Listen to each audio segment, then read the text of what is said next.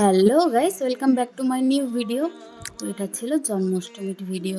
তো বিকালবেলায় রেডি হয়ে ঠাকুর ঘরে চলে যায়। গিয়ে ওখানে গিয়ে গোপালকে একটা সুন্দর করে ড্রেস পরিয়ে সাজিয়ে গুছিয়ে, যেহেতু গোপুর জন্মদিন বলে কথা, রেডি করে নিই।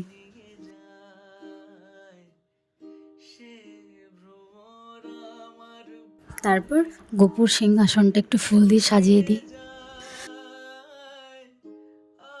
তারপর পুজোর জন্য প্রসাদ কাটে, মানে ফলামান্য করি।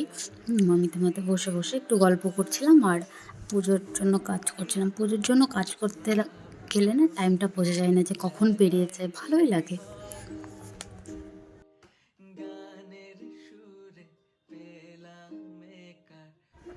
তারপরে এই যে মোটামুটি সব প্রায় রেডি হয়ে গেছে। তারপর বসে একটু নাম কীর্তন শুনে নিচ্ছিলাম। তারপর তো আরতি হয়ে যায়।